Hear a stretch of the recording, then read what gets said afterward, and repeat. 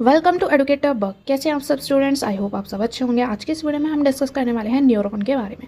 Neuron क्या होता है, उसका स्ट्रक्चर को आज की इस वीडियो में हम डिस्कस करेंगे। तो चलिए आज की इस वीडियो को स्टार्ट करते हैं।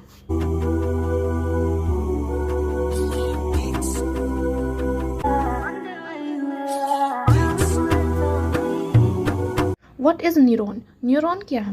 अ neuron is the basic structural and functional unit of the nervous system. Neuron जिसे हम नर्व सेल भी कहते हैं, ये क्या है? स्ट्रक्चरल और फंक्शनल यूनिट है किसकी? नर्वस सिस्टम की। कहने का मतलब है बहुत सारे न्यूरॉन्स मिल करके क्या बनाते हैं? पूरा नर्वस सिस्टम बनाते हैं। तो नर्वस सिस्टम की जो स्ट्रक्चरल और फंक्शनल यूनिट है वो क्या है? नर्व सेल्स है या फिर न्यूरॉन है। जैसा कि अगर हम बात करें हमारी बॉडी की जो फंक्शनल और स्ट्रक्चरल यूनिट क्या होती है? सेल होती है। तो हमारी बॉडी की जो फंक्शनल यूनिट है वो है सेल। तो इसी तरह से जो नर्वस सिस्टम की जो फंक्शनल या स्ट्रक्चरल यूनिट होती है वो होती है neuron. It is responsible for receiving, processing and transmitting electrical and chemical signal in the body. ये जो न्यूरॉन है या नर्व सेल्स है वो किस लिए रिस्पॉन्सिबल होती है, क्या करती हैं?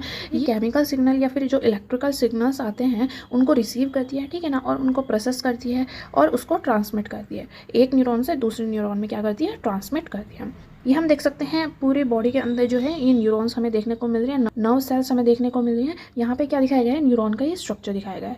अभी हम पूरा इसको कंप्लीट डिटेल में डिस्कस करेंगे कौन कौन से जो पार्ट्स हैं वो मिल करके पूरा न्यूरॉन का स्ट्रक्चर बनाते हैं।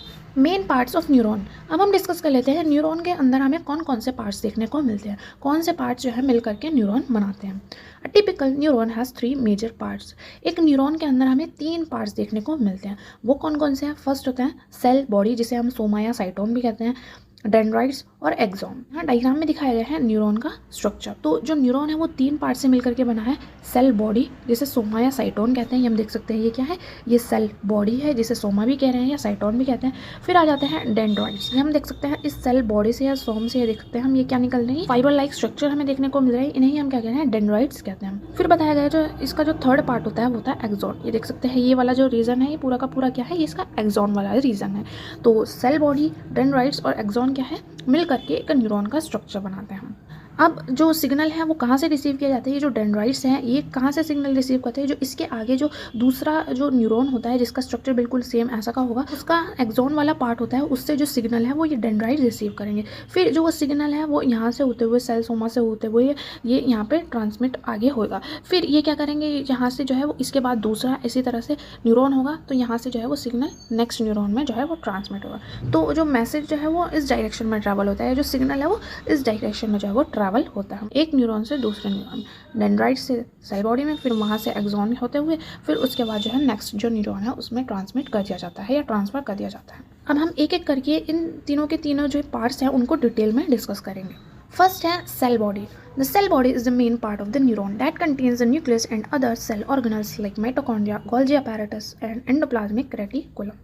ये जो सेल बॉडी है जिसे सोमा या साइटोन भी कहते हैं, ये क्या होता है? न्यूरॉन का मेन पार्ट होता है, ठीक है ना। ये वाला जो पार्ट है ये क्या है?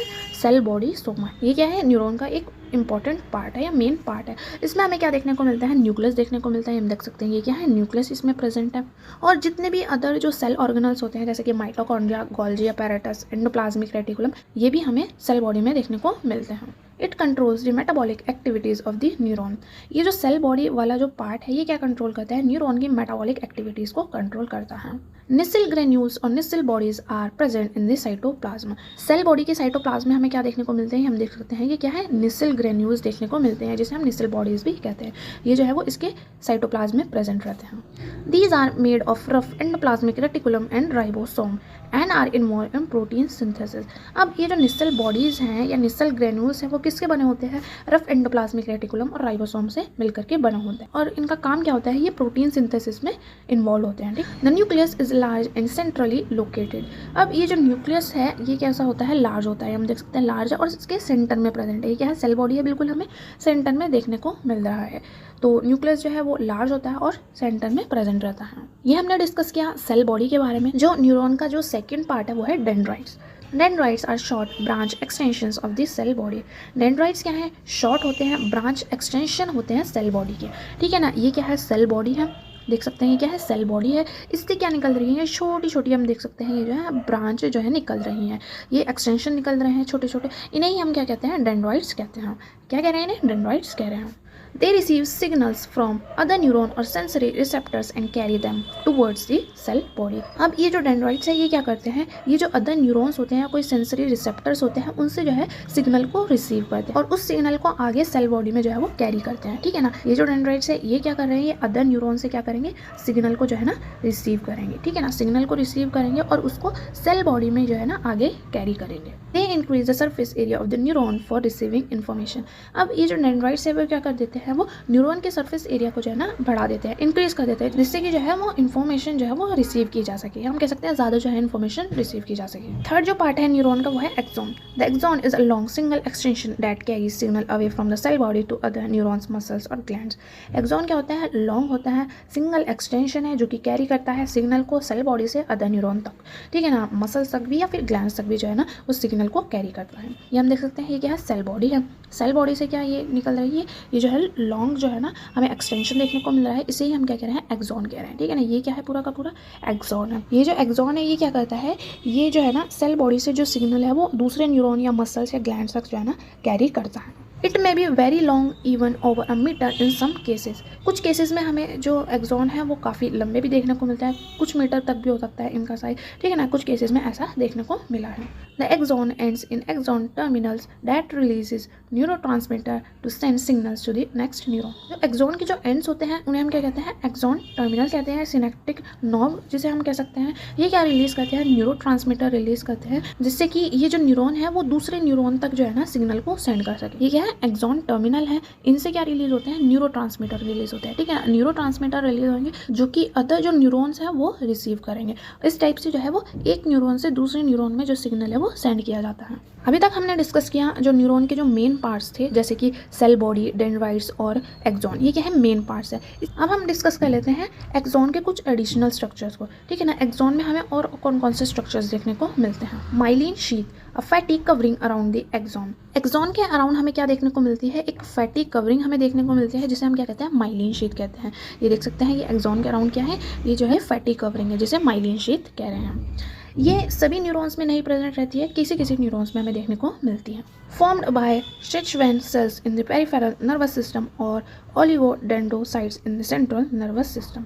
ये जो है ना पेरिफेरल नर्वस सिस्टम के अंदर जो है ना ये किससे बनी होती है, Schwann सेल से बनी होती है, जबकि सेंट्रल नर्वस सिस्टम के अंदर ये किससे बनी होती है, ये oligodendrocyte से बनी होती है। It insulates the axon and helps in faster transmission of nerve impulse। ये जो माइलिन शीथ है ये क्या करती है, ये एक्सॉन को इंसुलेट करती है और जो है ना जो नर्व इम्पल्स है उसको जल्दी जल्दी जो है ना ट्रांसमिट होने में हेल्प करती है, ठीक है ना, जल्दी जल्दी जो है ना नर्व इम्पल्स को या फिर सिग्नल को जो है वो ट्रांसमिट करने में हेल्प करती है। नेक्स्ट जो स्ट्रक्चर है वो है nodes of Ranvier, gaps between the myelin sheath. Nodes of Ranvier क्या है, ये माइलिन शीथ के बीच में गैप है, ठीक है ना, जो माइलिन शीथ के बीच में जो गैप होता है उसे ही हम क्या कहते हैं, नॉड ऑफ रणवीर कह रहे हैं। These allow the nerve impulse to jump from one node to another, a process called saltatory conduction, which speed up signal transmission। इन नॉट्स ऑफ रणवीर की वजह से जो नर्व इम्पल्स है वो एक नोड से दूसरे नोड में जो है वो जंप करती है। इस प्रोसेस को ही हम क्या कहते हैं, साल्टाटोरी कंडक्शन कहते हैं। तो इस साल्टाटोरी कंडक्शन के थ्रू जो नर्व इम्पल्स है उसका एक नोड से दूसरे नोड में जो जंप हो रहा है ना, ठीक है ना, वो इसकी स्पीड को क्या कर देता है, वो जंप अप कर देता है, इंक्रीज कर देता है, ठीक है ना। नॉट्स ऑफ रणवीर क्या कर रहा है, वो क्या कर रहा है, वो नर्व इम्पल्स की स्पीड को जो है ना बढ़ा रहा है। तो साल्टाटोरी कंडक्शन कहने का मतलब है जो नॉट्स ऑफ रणवीर होते हैं वो क्या करते हैं, जो नर्व इम्पल्स है उसको एक नोड से अनदर नोड में जो है वो जंप कराते हैं। अब इसी की वजह से क्या होता है, जो सिग्नल का ट्रांसमिशन होता है उसकी स्पीड बढ़ जाती है, ठीक है ना, जो सिग्नल है वो जल्दी जल्दी जो है वो पास होता है या फिर ट्रांसमिट होता है। ये हम देख सकते हैं यहाँ पे नॉट्स ऑफ रणवीर दिखाया गया है, ये क्या है, माइलिन शीथ के बीच में गैप है। नेक्स्ट स्ट्रक्चर है वो है एक्सॉन टर्मिनल्स, या जिसे हम सिनेप्टिक नॉब्स भी कहते हैं। The axon ends in several branches with bulb-like structure। जो एक्सॉन है वो अलग अलग ब्रांचेस के अंदर एंड करता है, जिस पे हमें क्या देखने को मिलता है, बल्ब लाइक स्ट्रक्चर देखने को मिलता है। यहाँ हम देख सकते हैं ये जो एक्सॉन है ये क्या हो रहा है, ये अलग अलग जो है सेवरल ब्रांचेस के अंदर एंड हो रहा है, ठीक है ना, एंड हो रहा है। और यहाँ पे हमें क्या देखने को मिल रहे हैं, बल्ब लाइक स्ट्रक्चर देखने को मिल रहे हैं। तो इसे ही हम क्या कहते हैं, एक्सॉन टर्मिनल्स या सिनेप्टिक नॉब्स कहते हैं। They release neurotransmitters into the synapse, the small gap between two neurons to pass on the signal. ये जो एक्सॉन टर्मिनल्स हैं या सिनेप्टिक नॉब है, ये क्या रिलीज करते हैं? ये न्यूरोट्रांसमीटर्स रिलीज करते हैं, ठीक है ना। कहाँ पे रिलीज कर रहे हैं? सिनेप्स में रिलीज कर रहे हैं। अब सिनेप्स क्या है? दो न्यूरॉन के बीच में जो गैप होता है उसे ही हम क्या कहते हैं? सिनेप कहते हैं। तो ये जो एक्सॉन टर्मिनल्स हैं ये क्या कर रहे हैं? न्यूरोट्रांसमीटर को सिनेप में जो है वो रिलीज कर रहे हैं, जिससे कि जो है वो आगे सिग्नल पास हो सके। तो ये हमने डिस्कस किया एक्सॉन के कुछ एडिशनल स्ट्रक्चर्स के बारे में। आई होप आपको समझ में आ गया होगा। अब हम डिस्कस कर लेते हैं टाइप्स ऑफ न्यूरॉन्स के बारे में। न्यूरॉन्स जो है वो कितने टाइप्स के होते हैं। अब ये जो न्यूरॉन के टाइप है वो हम किसके बेसिस पे पढ़ रहे हैं? स्ट्रक्चर के बेसिस पे, ठीक है ना। स्ट्रक्चर के बेसिस पे हमें कितने टाइप्स के न्यूरॉन्स देखने को मिलते हैं। फर्स्ट है unipolar neuron, one extension from the cell body. जैसा कि नाम से देख सकते हैं यूनी का मतलब होता है सिंगल या फिर वन। इस टाइप के न्यूरॉन में क्या होता है? जो सेल बॉडी है उस सेल बॉडी से क्या निकल रहा होता है? एक एक्सटेंशन निकल रहा होता है। तो इस टाइप के न्यूरॉन को हम क्या कहते हैं? यूनिपोलर न्यूरॉन कहते हैं। इनवर्टिब्रेट्स के अंदर हमें जो न्यूरॉन है वो किस टाइप का देखने को मिलता है? यूनिपोलर न्यूरॉन देखने को मिलता है। यहाँ पे इस इमेज में देख सकते हैं हम, यहाँ पे यूनिपोलर न्यूरॉन को दिखाए गए हैं। नेक्स्ट है बाइपोलर न्यूरॉन।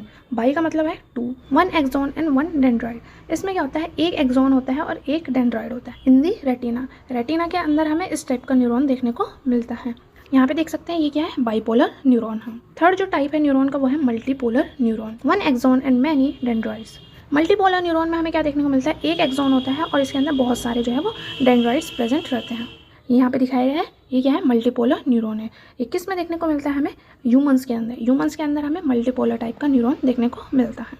तो गाइज आज की इस वीडियो में बस इतना ही। आई होप आपको वीडियो अच्छी लगी होगी। अगर आपको वीडियो अच्छी लगी तो इस वीडियो को थम्स अप जरूर दें। चैनल पर पहली बार आए हैं तो चैनल को सब्सक्राइब करना ना भूलें। बेल के आइकन को जरूर प्रेस करें जिससे आने वाली जो वीडियोज़ है उनका नोटिफिकेशन सबसे पहले आपको मिल सके। तो मिलेंगे हम किसी अगली वीडियो में, तब तक के लिए स्टडी वेल, सक्सेस वेल।